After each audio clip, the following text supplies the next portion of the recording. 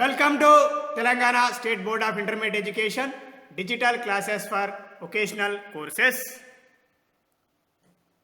I am M. Narasimha Reddy, MCOM Gold Medal from Kakati University, CGL in Vocational Accounting and Taxation, Government Junior College, Sirpur Kagaz Nagar, District Komarambim, Asifabad.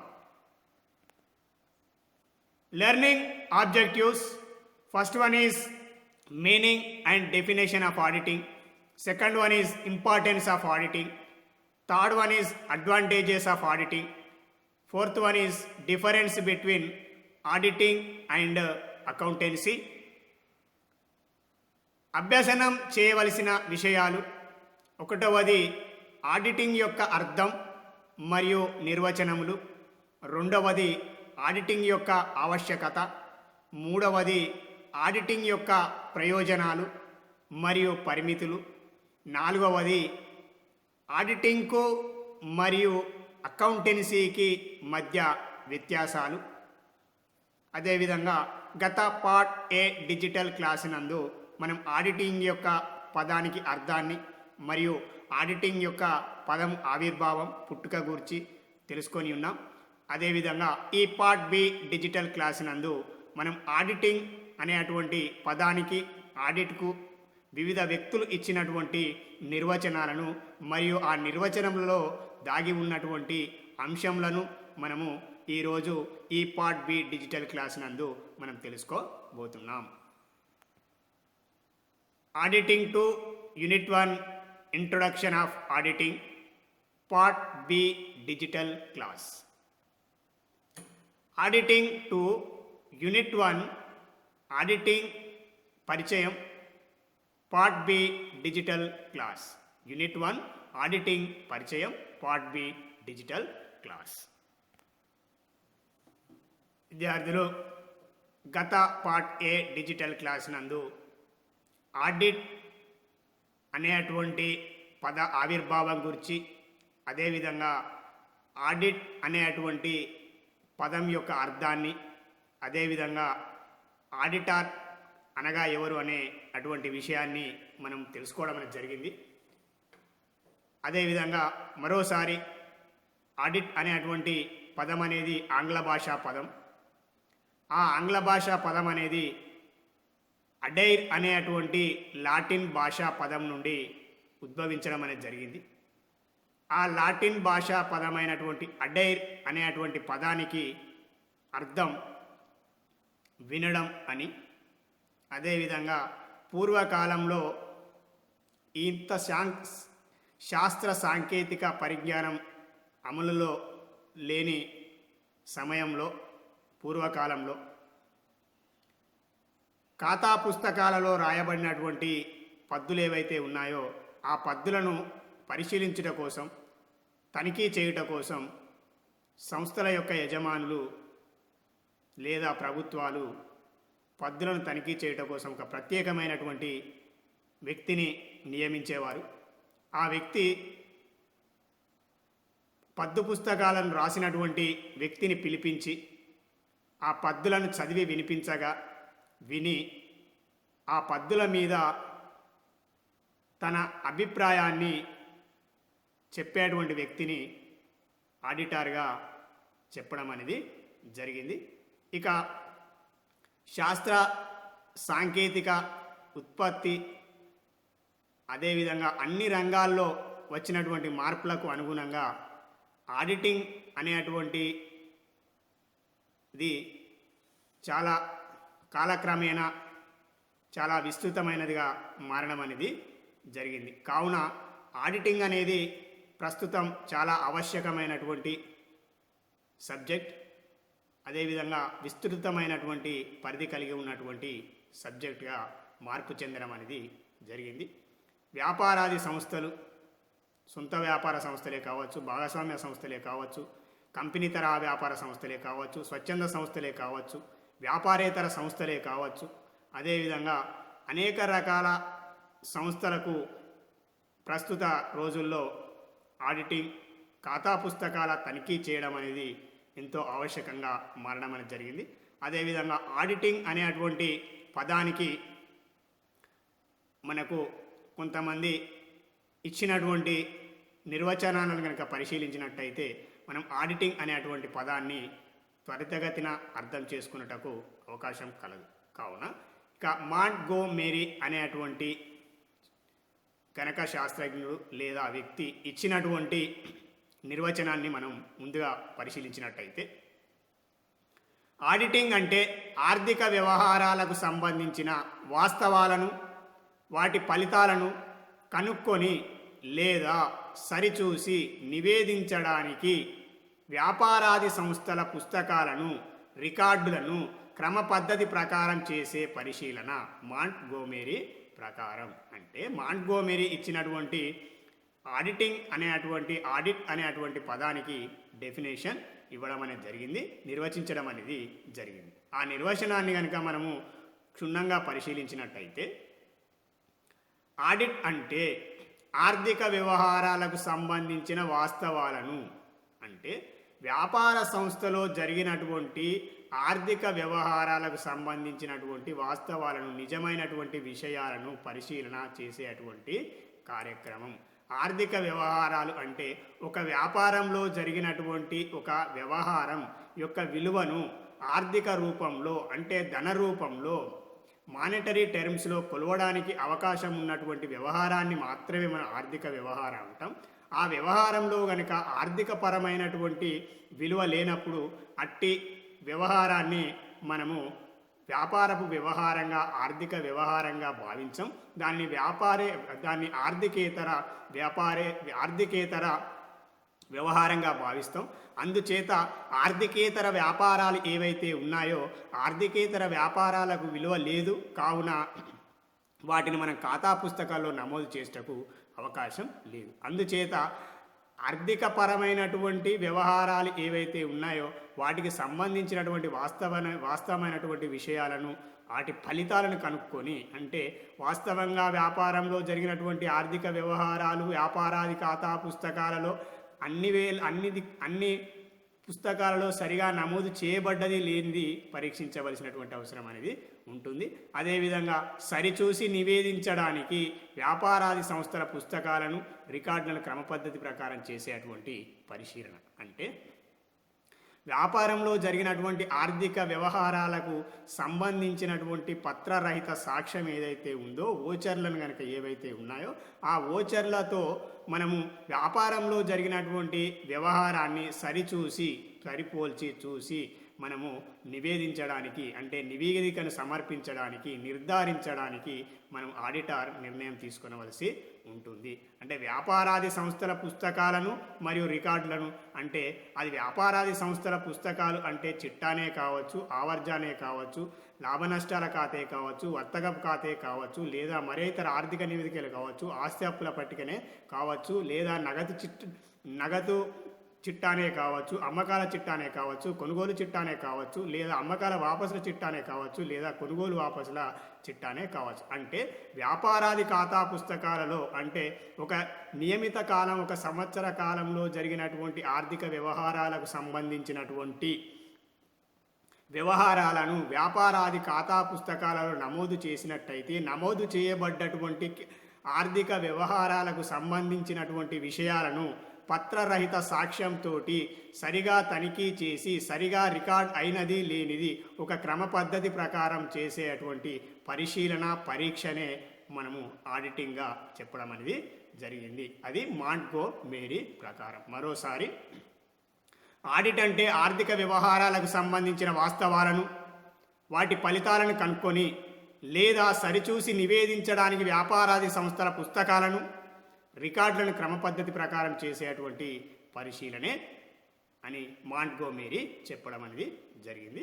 అదేవిధంగా Montgomery defines, according to the Montgomery, auditing is a systematic examination of the books and records of a business in order to ascertain or verify and the report upon the facts regarding its financial operations and the result thereof. This the auditing is meaning is the verification of the books of accounts and records of a business concern to ascertain the financial operations and their result thereof. This definition is given by the Montgomery. ఇక LR డిక్సీ అనేటువంటి వ్యక్తి ఇచ్చినటువంటి నిర్వచనాన్ని కనుక మనం పరిశీలించినట్టయితే, పుస్తకాలలో పొందుపరిచిన వ్యవహారాలను సరిగాను సమగ్రంగాను ఉన్నాయని నిర్ధారించుకోవడానికి చేసే పద్దు పుస్తకాల పరీక్షను ఆడిట్ అంటారు. కొన్ని సందర్భాలలో అసలు వ్యవహారాలే తగిన అధికార ఆమోదం పొందినవో లేదో కూడా ధృవపరచడం అవసరం కావచ్చు. అంటే ఎల్ఆర్ డిక్సీ ఇచ్చినటువంటి డెఫినేషన్ నిర్వచనం ప్రకారం పుస్తకాలలో పొందుపరిచిన వ్యవహారాలను సరిగాను సమగ్రంగాను ఉన్నాయని నిర్ధారించుకోవడానికి చేసే పద్దు పుస్తకాల పరీక్ష ఆడిట్ అంటారు. అంటే ఇక్కడ పుస్తకాల్లో పొందుపరిచినటువంటి ఆర్థిక వ్యవహారాలకు సంబంధించినటువంటి వ్యవహారాలు ఏవైతే ఉన్నాయో సరిగానే నమోదు చేయబడినవా లేదా అని తెలుసుకోవడం ఒక ముఖ్యమైనటువంటి అంశం. ఉదాహరణకి, ఒక ఆర్థిక వ్యవహారం బ్యాంకులో ₹1,00,000 డిపాజిట్ చేయమని మన సంస్థలో పనిచేసేటువంటి వ్యక్తికి మనం ఇచ్చినప్పుడు, ఆ వ్యక్తి బ్యాంకులో ₹1,00,000 సరిగానే మనం చెప్పినటువంటి ఖాతాలోనే, మన సంస్థ ఖాతాలోనే జమ చేసి ఉన్నాడు. కానీ అతను ఆ వ్యవహారాన్ని వ్యాపారాది ఖాతా పుస్తకాలలో ఎక్కడా నమోదు చేయబడలేదు. అంటే పుస్తకాలలో పొందుపరిచిన వ్యవహారాలను సరిగాను నమోదు చేయబడ్డవా లేదా చూడవలసినటువంటి పరీక్ష కూడా ఆడిటింగ్దే. అదేవిధంగా ఇదే వ్యక్తి బ్యాంకులో ఇచ్చినటువంటి, మనం జమ చేయమని ఇచ్చినటువంటి ₹1,00,000 బ్యాంకులో జమ చేశాడు. కానీ వ్యాపారాది ఖాతా పుస్తకములలో ₹50,000 జమ చేసినట్టుగా రాయడం అనేది జరిగింది. అంటే పూర్తిగా రాయకపోవడానికి గల కారణం, అదేవిధంగా జమ చేసినటువంటి కౌంటర్ ఫైల్ను ఆధారంగా చేసుకొని పూర్తిగా రాయకపోవడానికి గల కారణాన్ని తెలుసుకున్నామని మొదటి సందర్భంలో. రెండవ సందర్భంలో ₹1,00,000 బ్యాంకులో జమ చేసి ₹50,000 ఖాతా పుస్తకాల్లో రాయడానికి గల కారణాన్ని కూడా మనము పరిశీలించవలసి ఉంటుంది. లేదా అదేవిధంగా మూడవ సందర్భం, ఆ ఖాతా పుస్తకాలలో పద్దును నమోదు చేసినటువంటి వ్యక్తి అదే బ్యాంకులో జమ చేసినటువంటి కౌంటర్ ఫైల్ ₹1,00,000 పత్రరహిత సాక్ష్యంగా చూపిస్తూ అతను ఖాతా పుస్తకాలలో జంటపద్దు విధానాన్ని లేదా ఖాతా సూత్రాలను అనుసరించి రాసినాడా లేదా అని తెలుసుకునేందుకు కూడా ఆడిటింగ్ యొక్క పరిశీలనలోనే భాగం. ఇది ఉదాహరణ మాత్రమే. అంటే అది సరిగాను రాయబడ్డదా, సరిగా రాయబడలా లేదా అనేటువంటి విషయాన్ని కూడా మనం పరిశీలించవలసి ఉంటుంది. అదేవిధంగా సమగ్రంగాను ఉన్నాయని నిర్ధారించుకోవడానికి చేసే పద్దు పుస్తకాల పరీక్షను ఆడిట్ అంటారు.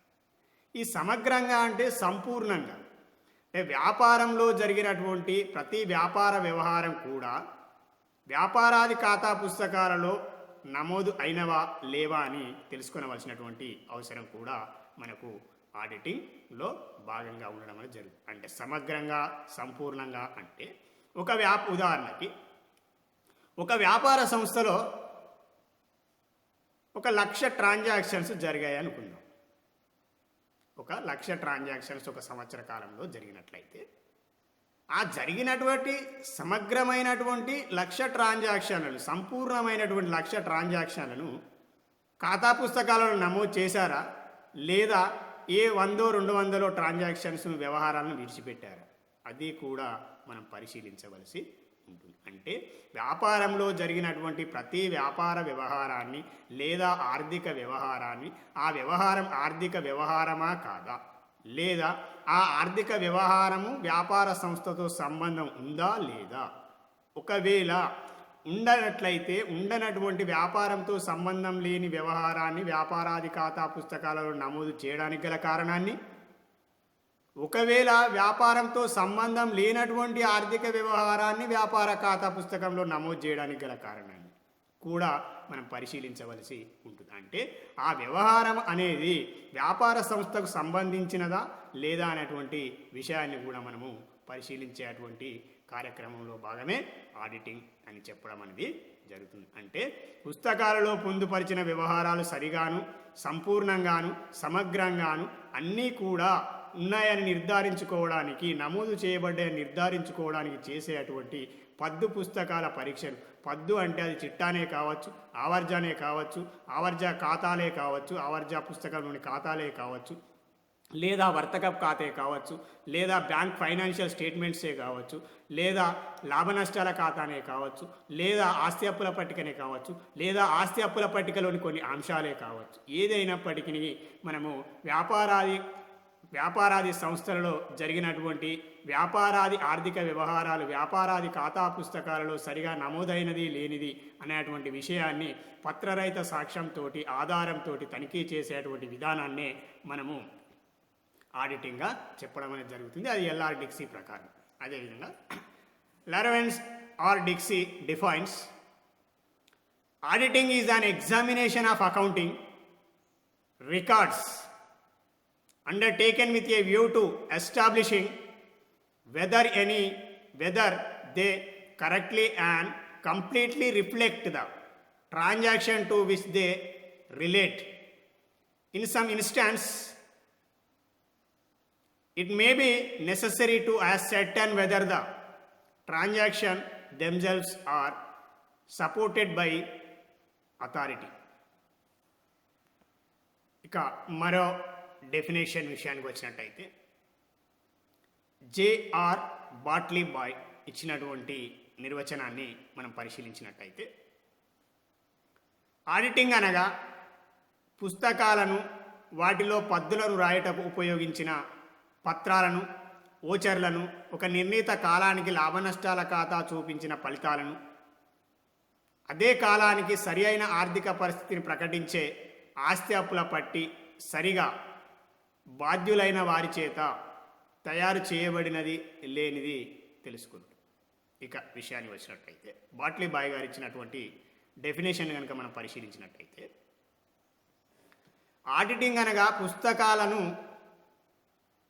వాటిలో పద్దులను రాయటకు ఉపయోగించిన పత్రాలను ఓచర్లను ఒక నిర్ణీత కాలానికి లాభనష్టాల ఖాతా చూపించిన ఫలితాలను అదే కాలానికి సరైన ఆర్థిక పరిస్థితి ప్రకటించే ఆస్తి అప్పుల పట్టికను సరిగా బాధ్యులైన వారి చేత తయారు చేయబడినది లేది తెలుసుకోండి. దీని అర్థం వ్యాపారంలో జరిగినటువంటి ఆర్థిక వ్యవహారాలు ఏవైతే ఉన్నాయో ఆ ఆర్థిక వ్యవహారాలు వ్యాపారంతో సంబంధం ఉన్నవా లేవా, అదేవిధంగా వ్యాపారంతో సంబంధం ఉన్నటువంటి ఆర్థిక వ్యవహారాలు వ్యాపారాది ఖాతా పుస్తకాలలో సమగ్రంగా సంపూర్ణంగా నమోదు చేయబడినవా లేదా, అదేవిధంగా సమగ్రంగా సంపూర్ణంగా నమోదు చేయబడ్డటువంటి ఆర్థిక వ్యవహారాలు లేదా రాయబడినటువంటి పద్దులకు తగిన సాక్ష్యం లేదా సాక్ష్యాధార పత్రములు ఏమైనా ఉన్నవా లేవా, ఆ వ్యవహారం జరిగినదని నిరూపించడానికి గల ఓచర్లు ఏమైనా ఉన్నాయా, ఉంటే ఆ ఓచర్ను మనము ఆ వ్యవహారంతో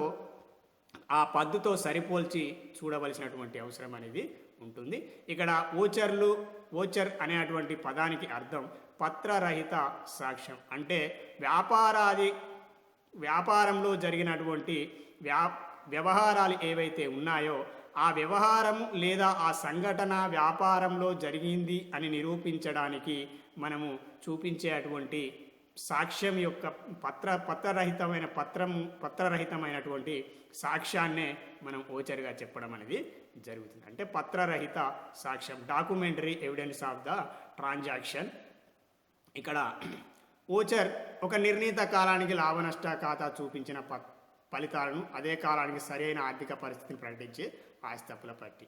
ఇక ఓచర్లకు ఉదాహరణగా బ్యాంకులో జమ చేసినటువంటి నగదును జమ చేసినప్పుడు మనం స్వీకరించేటువంటి కౌంటర్ ఫైలే కావచ్చు, పేయిన్ స్లిప్లో కౌంటర్ ఫైలే కావచ్చు, లేదా ఇతరులకు మనము బాకీ పడి ఉండి చెల్లించినప్పుడు తీసుకున్నటువంటి రసీదే కావచ్చు, లేదా మనం ఇతరులకు చెల్లించినందుకు తీసుకున్నటువంటి రసీదే కావచ్చు, లేదా వసూలు హుండీలే కావచ్చు, లేదా చెల్లింపు హుండీలే కావచ్చు, లేదా కొనుగోలు వాపసుల పుస్తకమే కావచ్చు, లేదా అమ్మకాల వాపసుల పుస్తకమే కావచ్చు, లేదా డెబిట్ నోటే కావచ్చు, లేదా క్రెడిట్ నోటే కావచ్చు, లేదా చెక్కే కావచ్చు.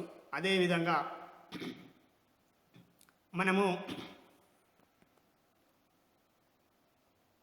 కొనుగోలుదారుల నుండి మనం స్వీకరించినటువంటి ఆర్డర్లే కావచ్చు, లేదా అమ్మకందారుల నుండి మనం స్వీకరించినటువంటి ఆర్డర్లు ఏవైతే ఉన్నాయో వీటన్నింటినీ కూడా ఇన్వాయిస్లు ఏవైతే ఉన్నాయో ఈ ఇన్వాయిస్లు అన్నింటినీ కూడా మనము ఓచర్లుగానే పరిగణించడం అనేది జరుగుతుంది.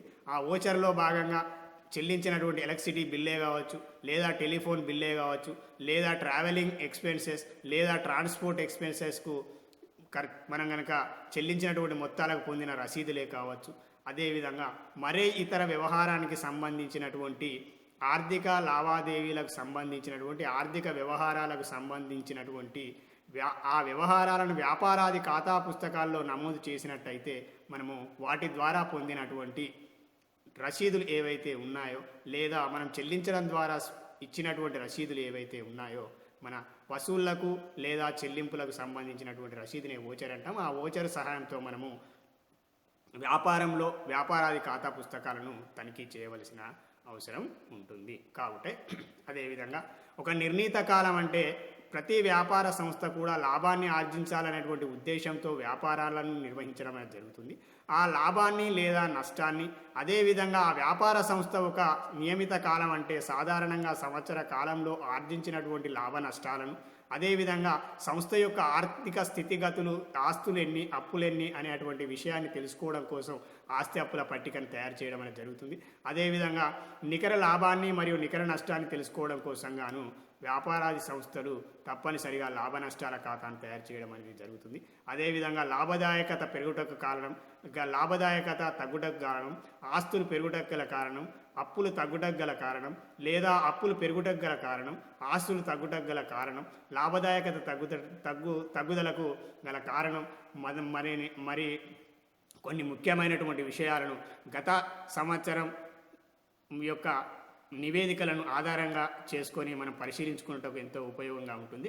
కావున ఆడిటింగ్ అనేది తప్పనిసరిగా వ్యాపారాది సంస్థలకు కంపెనీల చట్టం నిబంధనల ప్రకారం కంపెనీ తరహా వ్యాపార సంస్థలు ఏవైతే ఉన్నాయో అవి తప్పనిసరిగా మనము ఆడిట్ చేయించవలసినటువంటి అవసరం అనేది ఉంటుంది.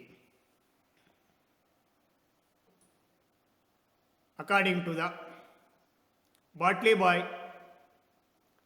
Boy defined a audit as an intelligent and critical scrutiny the books of accounts with the documents and vouchers for which they relied upon for the purpose of ascertaining whether the working result for a particular periods as shown by the profit and loss account and also the exact financial condition of the business as reflected in the balance sheet are truly determined and presented by those responsible person their completions.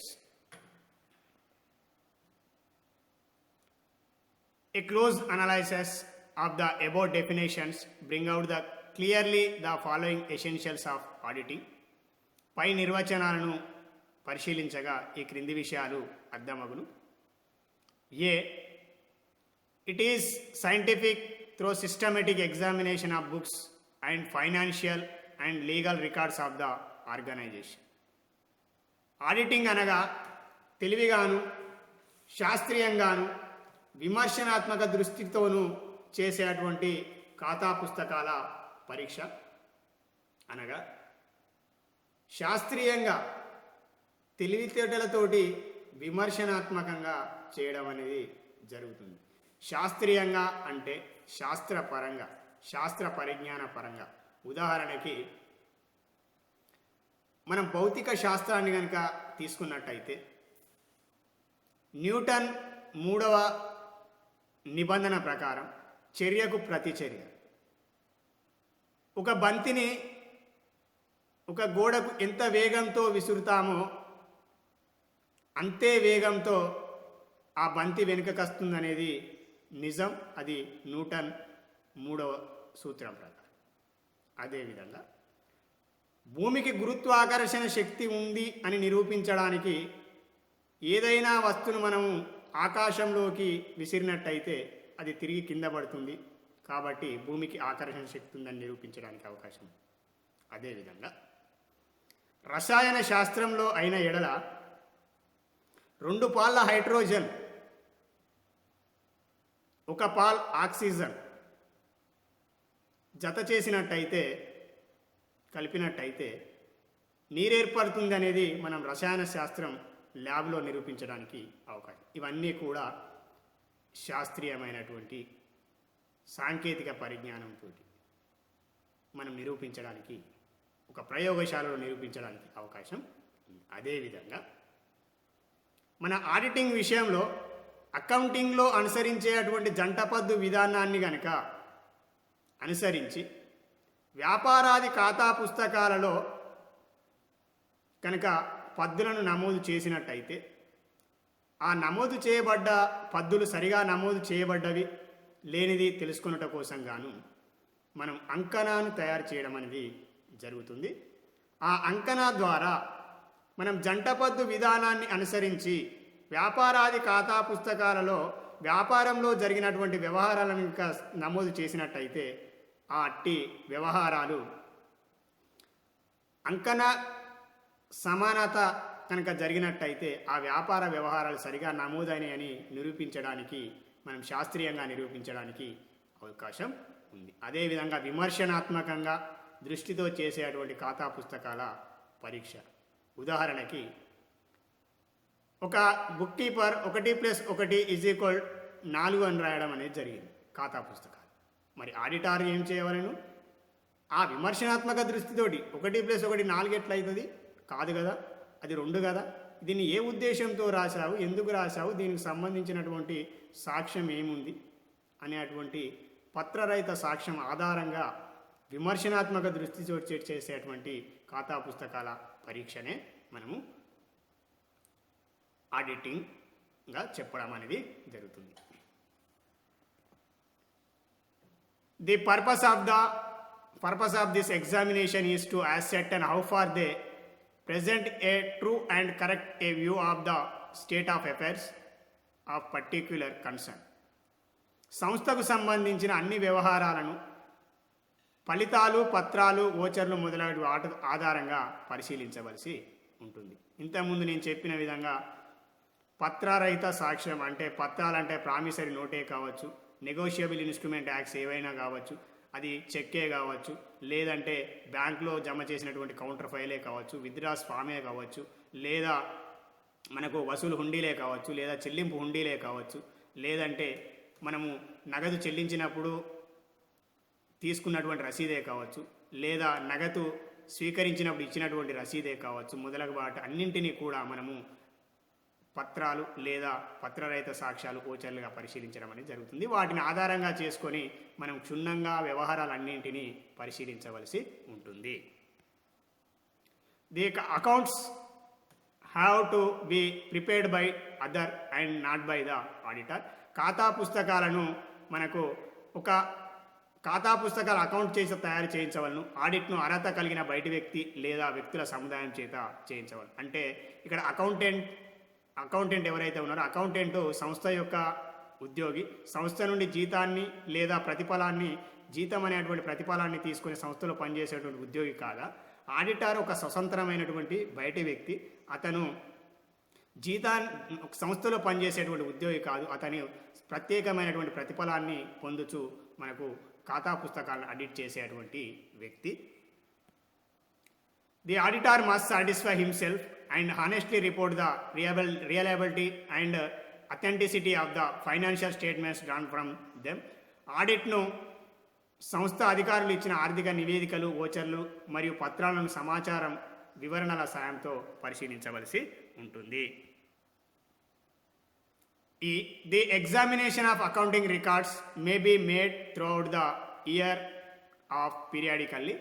ఆడిట్ను సంవత్సరం పొడుగునా కానీ లేదా కొంతకాలం నియమిత కాలానికి కానీ చేసేటకు అవకాశం కలదు. కానీ అకౌంటింగ్ మాత్రం తప్పనిసరిగా సంవత్సరం పొడుగుతన జరుగుతూనే ఉంటుంది. అదేవిధంగా the scope of audit is not limited only to the business concerns but it may be duly to non commercial or concerns also. ఆడిటింగ్ యొక్క ఆవశ్యకత కేవలం వ్యాపార సంస్థలకే కాక వ్యాపారేతర సంస్థలకు కూడా ఆవశ్యకమైనది. అందువల్ల ప్రస్తుత రోజుల్లో ఆడిట్ యొక్క పరిధి చాలా విస్తృతమైనదిగా చెప్పవచ్చు. అంటే ఈ వ్యాపారాది సంస్థలకే కాకుండా వ్యాపారేతర సంస్థలు ఏవైతే ఉన్నాయో, వృత్తిపరమైనటువంటి సంస్థలు ఏవైనా ఉన్నాయో, మతపరమైనటువంటి సంస్థలు ఏవైతే ఉన్నాయో ఆ సంస్థలకు లేదా అన్నిటికీ కూడా ఈ ఆడిటింగ్ అనేది ప్రస్తుత రోజుల్లో చాలా ముఖ్యమైనటువంటి అంశంగా మారడం అనేది జరిగింది. Thank you.